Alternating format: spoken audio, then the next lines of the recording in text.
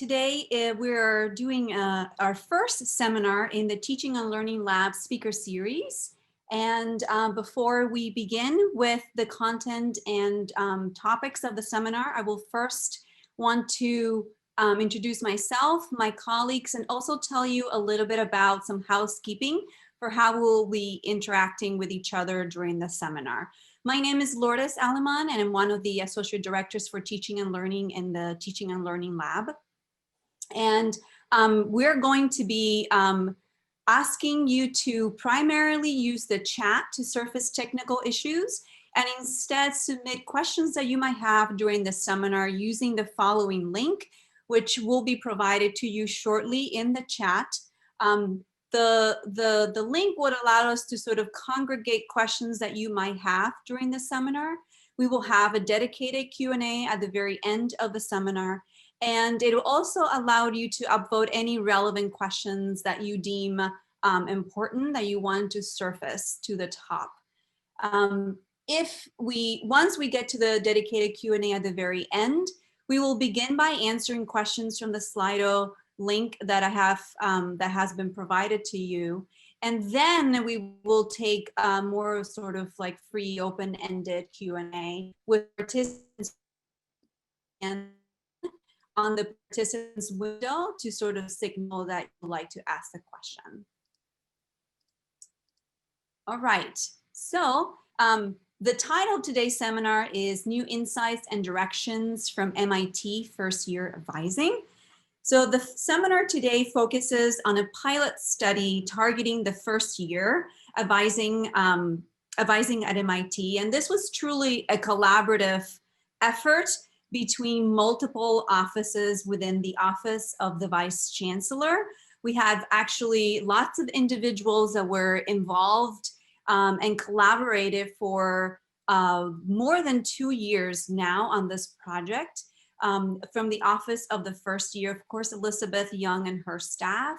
In the Teaching and Learning Lab, Melissa Barnett, you will hear from her in a little bit, and myself. And from the Office of the Vice Chancellor, Lauren Pochak, which we'll be introducing the actual content of the seminar today and telling you about the study, the pilot study that began a year ago. Kate Weishauer, Grace Kim, and Greta Farrell were also involved. So it was truly a collaborative effort. We began our journey about 2 years ago, and we're finally ready to tell you more about the approach that we took and the results of that approach. So without further ado, I will pass it on to one of my co-conspirators in the project. So Lauren, take it away. Great, thanks Lourdes, and thanks everybody for joining us today. I just want to give the agenda before we get started. We have a good amount of material that I think we will cover in about 45 minutes. This is the agenda, so I'll be covering sort of what first year advising looks like here at MIT for those of you who might be less familiar. Some information about prior efforts and recommendations for first year advising. And then I will introduce the 2019-2020 pilot that we did with the Office of the First Year. Melissa Barnett will talk about the study, introduce it, talk about the evaluation and the findings, and then Elizabeth Young will talk about sort of current and future implementations as a result of the study, but also things that OFY has been doing. So as I mentioned, I wanted to talk a little bit about kind of what first year advising looks like here at MIT. And so really what we have are choices. So students have a choice about the type of advising that they'll have in the first year. And so these are the choices. Over the summer, students fill out a survey to decide between traditional advising, seminar advising, or advising in a first year learning community. This is a little different than our peers. Most of our peers don't offer an option for students. They might have one of each. They might have just traditional advising, or they might just advise everybody through a seminar, but our students at MIT have a choice between these things. And so as you can imagine, traditional advising is that typical one-on-one advising with a faculty member. Students who are in advising seminars, they're matched to a weekly seminar that is kind of by interest or intellectual curiosity. And then our first year learning communities have a mix of both seminar and or traditional type of advising. And so within these three buckets, students can also get primary advising through the Office of Minority Education. They can get it through the Office of the First Year. And they're also supported by associate advisors who are peers that work within all of these different communities. And OFY definitely does not have any problem recruiting them. Students, as you know, is kind of the peer connection here at MIT is so strong and important. And so, as you all know probably too, there's also kind of this vast informal network of support for students that includes many other offices on campus, faculty, staff, and other administrators within the MIT community. So with all this choice actually brings a lot of challenges. And so OFY has told us a lot about the challenges that they encounter because of this kind of distributed sort of ad hoc system that we have for first year advising. Students also find it a little confusing sometimes too. And these are kind of the main challenges I think that, OFY has identified for this current system. So recruiting advisors can be a big challenge for OFY. In any given year, faculty advisors might change due to a lot of different things, maybe their availability. Some might not know until May or June if they're going to be able to advise, depending on their teaching schedule, maybe their sabbatical schedule, or where they are in the tenure process. So that can be a real challenge for OFY. First year advising seminars are very, very popular. I think we had over 700 students select them this year. And so it can be a real challenge to recruit for seminars as well for all the reasons listed for just even recruiting traditional advisors. The popularity of the seminars often butts against the communication requirement and creates scheduling conflicts for students who might be interested but can't get involved. And then I think everybody knows that there's a high interest in Course 6. So even if we try to match students by their academic interests, we probably would never have enough advisors in that area to work with students. And these last two things, the Reg Day challenges and less faculty communication over the summer, that's really, again, just because of faculty availability, kind of in non-COVID times. People might be traveling for research. If we don't know if somebody can advise until May or June, maybe they're not even able to communicate over the summer. So these are kind of some of the challenges that we've identified in the current first year system for advising.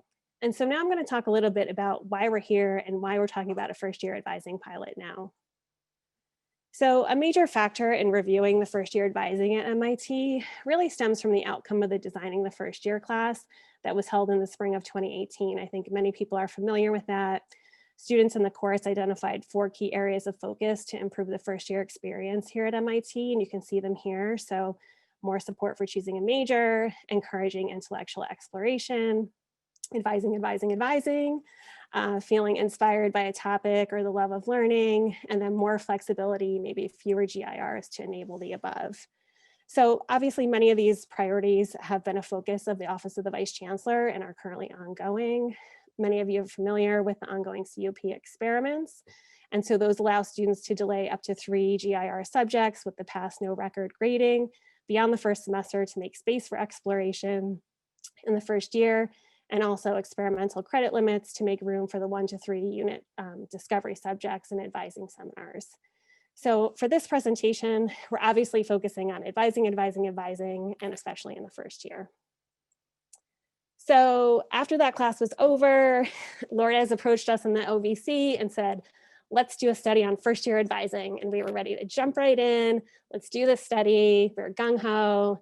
We knocked on Elizabeth Young's door and she said, hold up 1 minute. There is like a stack of reports, memos, recommendations, pilots that we've already done. She's like, you should really take a look at all this information. So we got our group together. We reviewed all these reports. And I'm not going to go through all of them in detail, but I just want to give you a sense of kind of how the thoughts on advising have kind of shifted through the years. And it really kind of starts in the 70s and even before that, where really early faculty reports included the importance of one-on-one interactions with students in first year advising. So the focus was really on the role of faculty as the sole provider of academic information and counsel, to help students make the best use of institute resources and opportunities and kind of broaden their academic interests. They were really looking for faculty to serve as a major point of official contact between the institute and first year students, and really to help students establish a personal relationship with a more senior member of the community. As we kind of move into the 1990s, there's more responsibility added for that advising relationship for faculty members. So really, things started adding, getting students or faculty better acquainted and involving faculty members with the day-to-day life of students and having a better understanding of their routines and the pressures that they face just even outside of the classroom. and really to help students understand and appreciate all aspects of MIT life, not just the academic piece, but the residential and the social and things like that. So we're just kind of adding responsibilities onto that faculty advising responsibility. And then in the 2000s, I don't know if I call them like the aughts or the tens or what they're called now, but in more recent times, we see kind of another shift in these recommendations. And so we see sort of this networked approach kind of emerge. And so in these reports, we see that, advisors should be expected to work with their advisees to identify potential other mentors during their first semester at MIT, that academic departments can really be the key to developing these mentored networks. But most importantly, what really emerges is that high quality mentoring ought to be the responsibility of the institute as a whole, not just a single department and not just a single faculty member. So this is kind of how things start to change. I want to add that both the Minehan-Hart memo and the UA advising subcommittee reports, they pointed to the importance of providing clearly articulated and easily accessible expectations for that advising relationship that really fits a student's need. And so along with that, they called for providing additional training for implicit bias and cultural awareness. So I think that was another important shift that we see in some of these recommendations. And so again, as we see kind of this shift to network advising structure makes its way through these reports, even as faculty declarations are determining that faculty really should be the sole advisors for first year students. So one of the things I do want to mention is this 2011 advising pilot, which was CUP supported, and at the time run by what was UAAP, which is now OFY. And so basically what happened in this pilot is that OFY assigned a group of first year students as primary advisors in OFY, and they created programming to connect students to faculty in different departments and disciplines. And so the goal of this really was kind of to make Reg Day more efficient. And they were thinking, should we make kind of a centralized advising center for first years, kind of trying to figure out what they should do with that. And so what they learned with this experimental group that had OFY as primary advisors is that there was more satisfaction with their advising relationship. They noted that their advisor had more thorough understanding of the GIRs. They provided more consistent advising information and messages. They were more accessible. They were intentionally followed up with. They thought that these advisors were more helpful in planning their classes, and they turned to them more frequently. They had fewer fifth week flags and went to the UAAP much more than they would with their faculty advisors. So those are just some of the things they learned from that initial pilot. But ultimately, there were no steps taken to kind of create a centralized advising center. So even though that is kind of a national best practice, but not something that we see here. So I just want to mention that in the later reports, there were these common recommendations that kind of came through, and that was really to clearly identify the roles of support and extend that support beyond a single person, beyond a single advisor. Thinking about clear expectations of the advisor, mentor, and kind of like how the student wants to engage. And then proper training for the entire network, so not just faculty, but people who are working with students and are student facing. And then standardization of practices that are easy to navigate, right? So the choice, while it's great to have choice, can be hard to navigate for students as they're coming in. So that's kind of the summary. That gives you the, 30, 40-year history of sort of how advising and thoughts about advising have shifted. So after reviewing all of these reports, these pilots, we brought this information to the CUP, we conferred with OFY, and we designed this pilot for a small group of first year students last year, so in the 2019-2020 academic year, which is the class of 2023. So our thought really was to create a formalized structured network, things that people have been talking about for quite a few years, and to build off that 2011 pilot where students in this pilot, as you can see, have a staff member in OFY who are assigned, as a primary advisor. They kind of were handling the nuts and bolts of questions about requirements, assisting students with registration, course selection, and connecting them with departments that they might be interested in. And then a faculty member who serves as an official mentor. So that person is to share their own experiences, their expertise, their advice on research, academics, other professional concerns that students might have. And then the associate advisor, which is that strong peer connection and peer support. So roughly we had about 100 students included in this pilot. About half of them had chosen traditional advising. About half of them had chosen first year seminars as their advising model. And so, like I mentioned, our intention was really to build upon that 2011 pilot that OFY conducted and just get more qualitative data about the experience of all the members in this network, not just the students. So in the past pilot, while OFY was assigned as the primary advisor, there wasn't a faculty member kind of as an official mentor. And they didn't really capture, they weren't able to capture thoughts from the staff who were supporting students or the faculty members who were kind of serving those in those advisor roles. So we really wanted to get more information about what that experience was like for kind of everybody in the network. And so at this point, I am going to pass along the presentation to Melissa, who's going to talk in more detail about the study we did on the pilot. Thanks, Lauren. Just going to share that next slide. So as Lourdes had said, we actually have been working on this for quite some time. As you can imagine, it took a lot of work and a full team to do so. So I want to give you a little bit idea to start out with what the study actually involved. And we took a 360 approach. And in particular, as Lauren just mentioned, we took the approach from all of the perspectives or the stakeholders, if you will, that were involved, minus the associate advisors. So we spoke with faculty. They were actually a random selection of faculty advisors, I should say.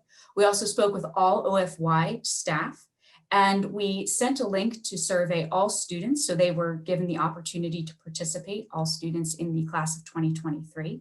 And we also had a separate set of discussion groups with randomly selected first-year students. Now, the reason I took this approach was because if anyone's familiar with the type of quantitative data versus qualitative data provides us breadth of information. So for example, we could easily ask individuals what their satisfaction was with their various network members, and then give, say, the average of that. But sitting down and talking with all of the individuals gave us depth of information across a wide swath of information.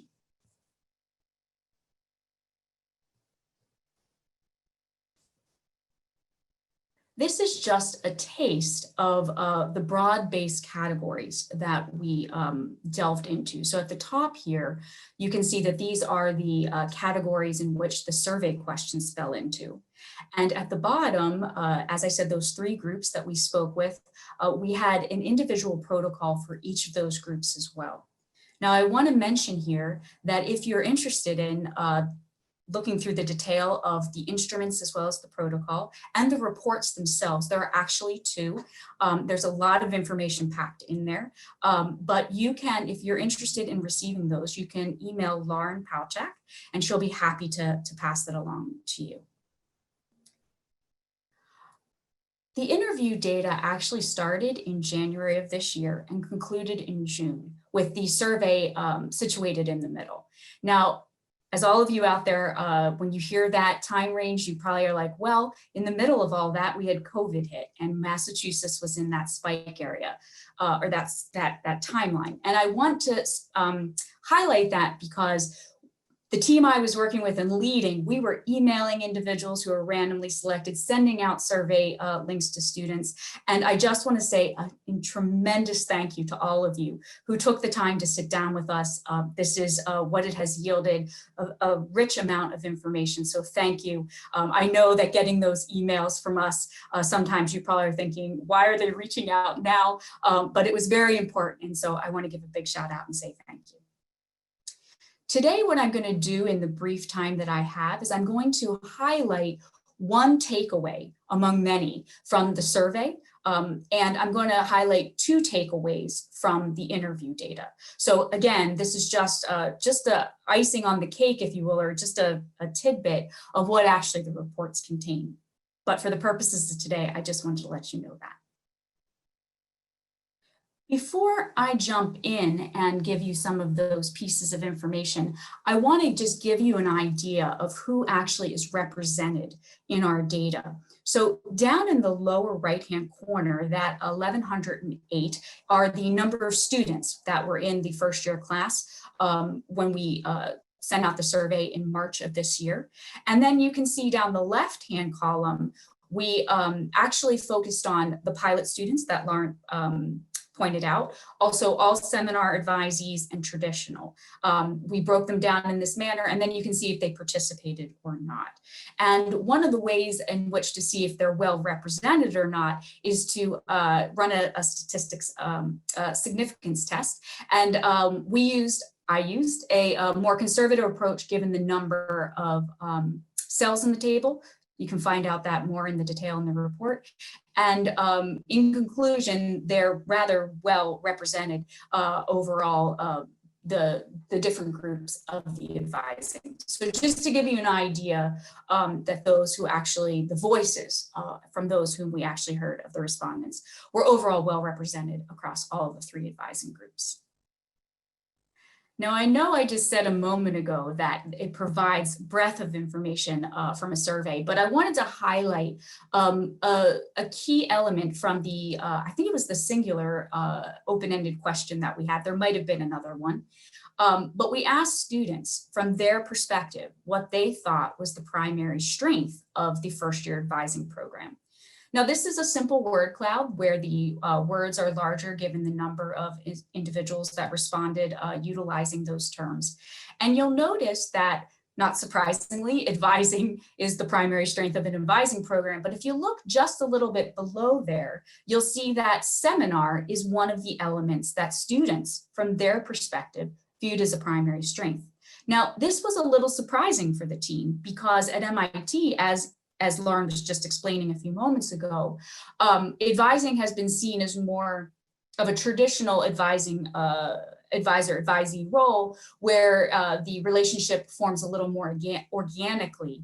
And that's typically what people think of when they say the word advising. But seminar students are seeing their advisors on a more regular basis, not just necessarily on a need basis or just want to stop by and chat. This doesn't necessarily mean that every seminar student has a incredible, the relationship they want, but from their perspective, from students' perspectives, they felt that this was an absolute strength of the current advising program for first-year students. Moving to the interview data, the first item that we found was a differing of expectations. Now, this is maybe not surprising either to all of you out there thinking about all the groups that we spoke with, but I think that the information may be surprising to some. And that is that students didn't necessarily need and want the same things that, say, faculty advisors and or the OFY staff in their office felt that students needed and wanted. And I want to give you an example representative quote here from a faculty member. This individual said, "You go in thinking, oh, well, if I offer to take these guys out to dinner, of course, they're going to take me up on that. All of a sudden, you realize they're just not even going to show up. And even if they said they were going to come. So if you kind of realize, okay, I have to adapt to that. So you sort of all of a sudden say, okay, well, now we have to go to instant messaging and other modes of communication to make sure they remember." Now, I want to highlight here that from the perspective of faculty advisors and from the perspective of OFY, the needs of students include such things as interacting with them outside of, say, just registering for classes, registering them for classes, but not necessarily a load that's so heavy that might be unmanageable for them. It's also asking them about their time management, sleep habits, etc., and maybe even a Europe. So those are what those two groups view as the needs of students. And you can see here that there's a little bit of a differing expectation from the faculty member. And this is also, like I said, a representative quote of the faculty advisors as a whole. And on the student side, a representative response was, "I never felt a need to reach out to him for non-school related things." Again, the main message coming through in the data was that first year advising for many, not all, but for many, is a transactional experience that revolves around signing up for courses and, say, a drop ad. The second primary finding dealt with matching, in particular, the matching that we see between advisor and advisee. Now, these differing of expectations, if you will, or the differing notions of matching can either come in interest and or anticipated major, and that being shared between advisor and advisee. And let me show you a common theme from students. This is now from a student. Upperclassmen advisors, from what I've heard, can be more helpful to making decisions about your major in general because they're advisors in your major, right?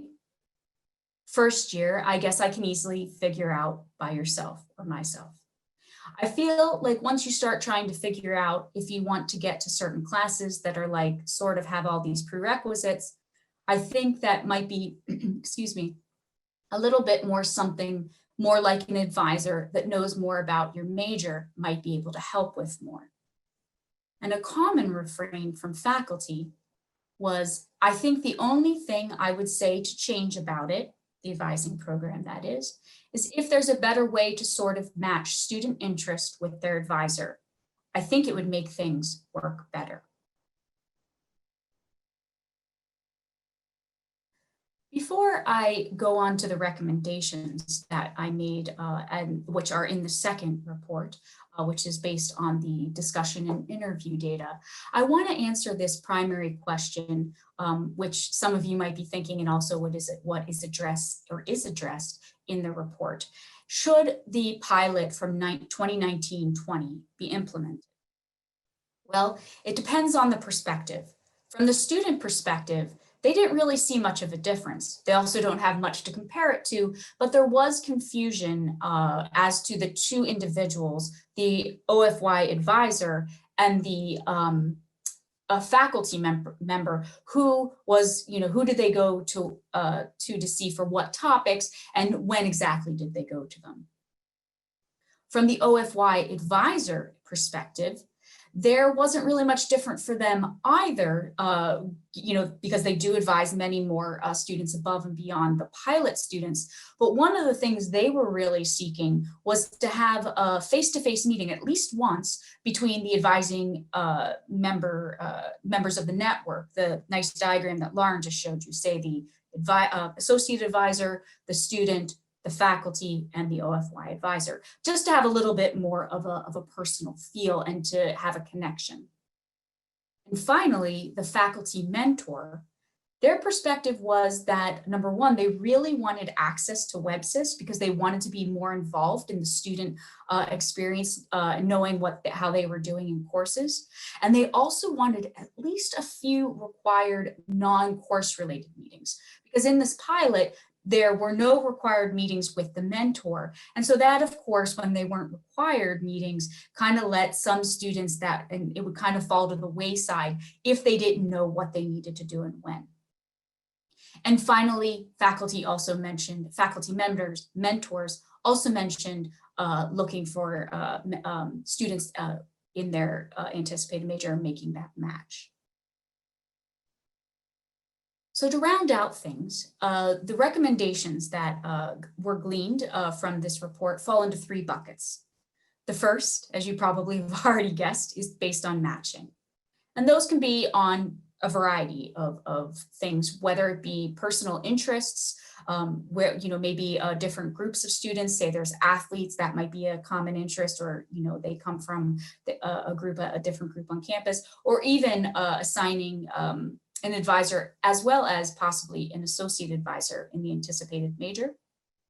Also the messaging. Here we had 4 where the value of advising should be repeated to first year students, because knowing that message and hearing it much more frequently, hopefully they would internalize it, as well as reminding first year faculty that, first year students, they aren't like the other students on campus. They're not like upperclassmen. They're not like graduate students. They do need that repetition. They do need that so that they can get integrated into the fabric of the institution. Finally, there's also the structure. Oh, and I just want to note before I go into the structure, there was also talk of incentivizing faculty in the messaging as well as offering clear guidelines. And finally, the structure. Having OFY attend to the logistics and faculty advisors to the mentoring where there are required elements, and possibly also front loading those meetings. And finally, maybe even incorporating some of the departments for the GIRs to help them share that more detailed information. Again, all of these recommendations and the details are in the reports, and you can receive those if you reach out to Lauren. Now I'm going to turn it over to Elizabeth, who is going to talk about the implications of these recommendations, as well as many of the things that OFY has already been doing, even in spite of COVID. Thanks, Melissa.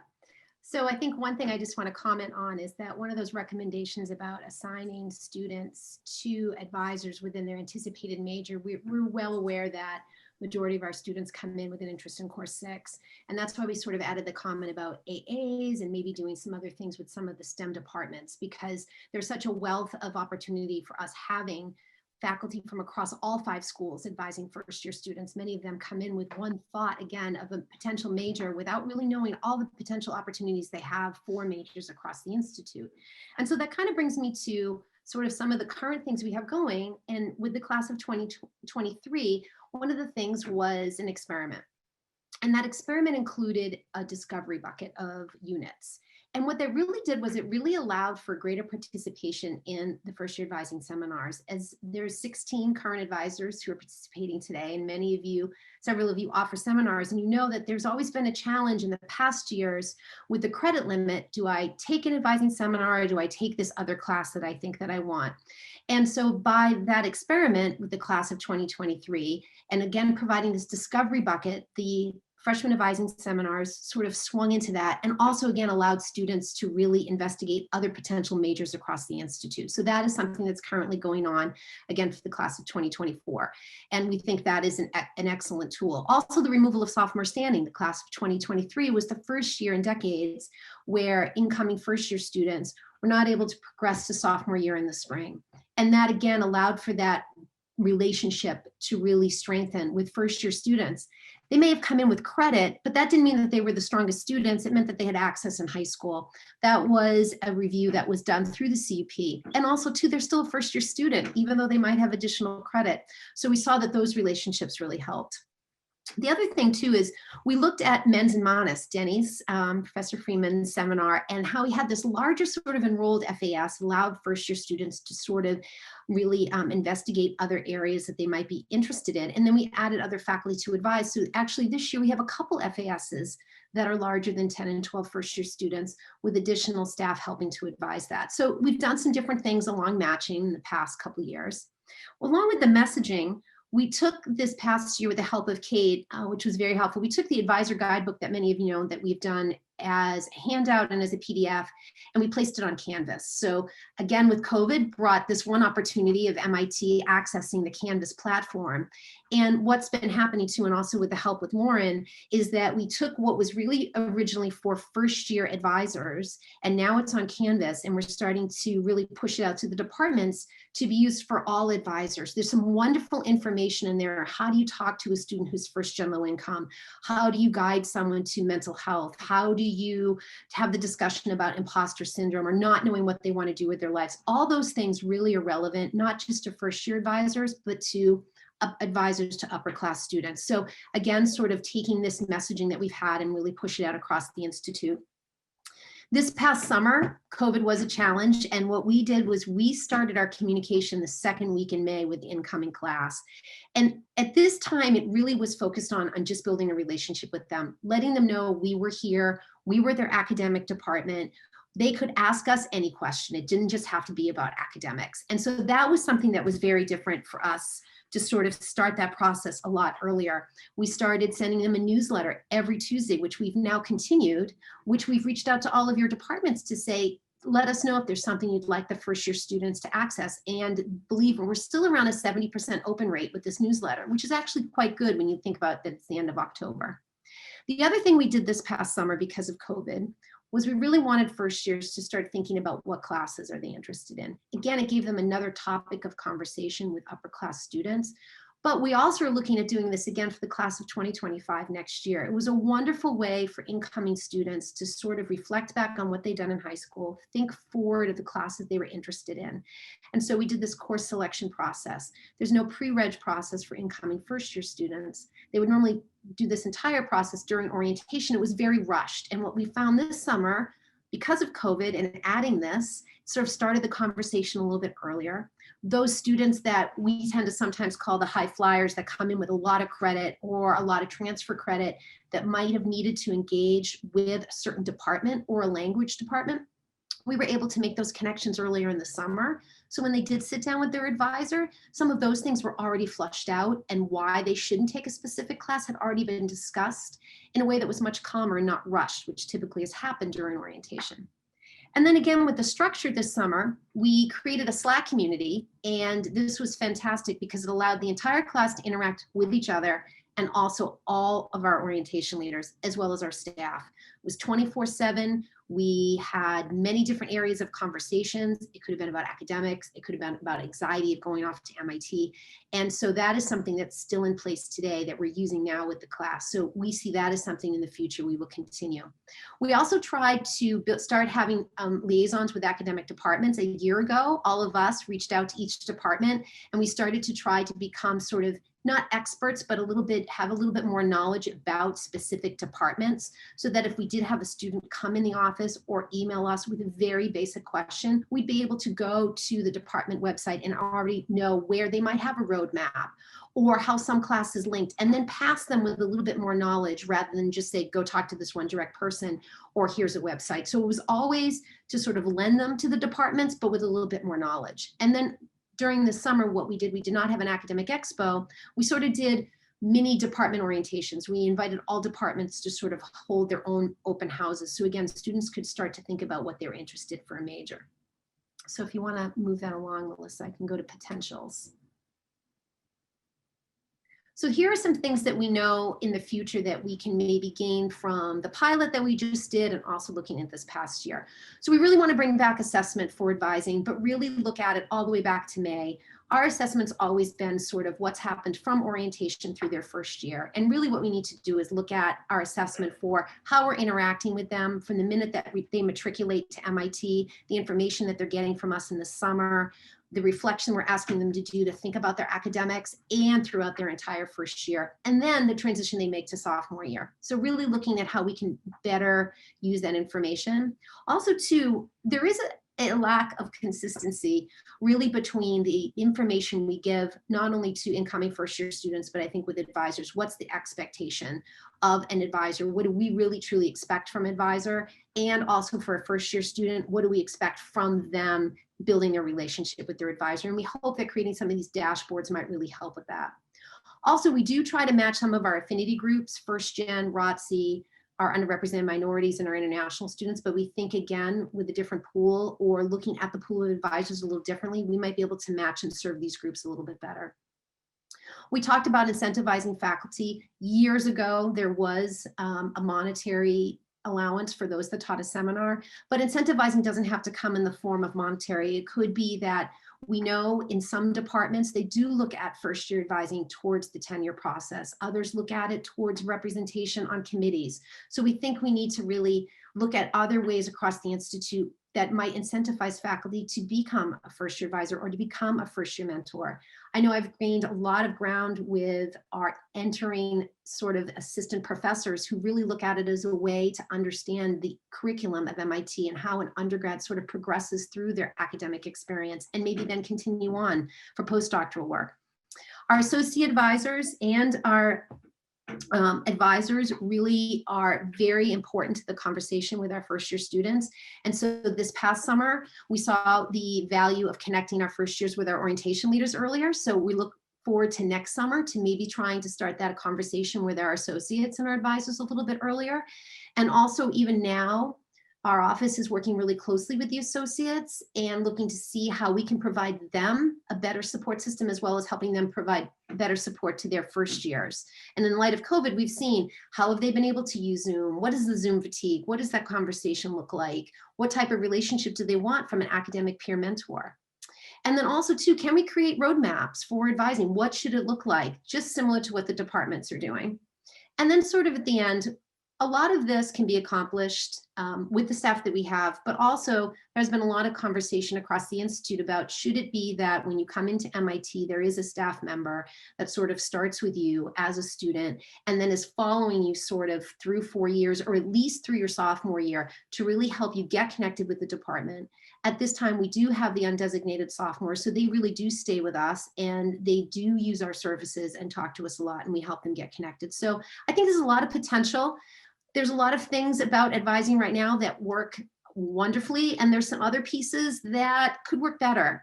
So I think there's always an opportunity to make a change and to try something different. So thank you.